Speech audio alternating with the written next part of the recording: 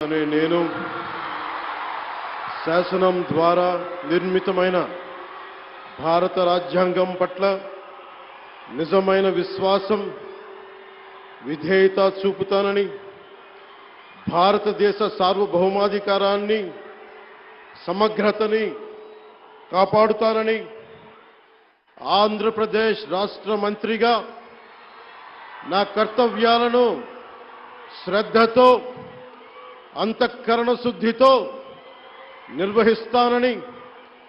భయం గాని పక్షపాతం గాని రాగద్వేషాలు గాని లేకుండా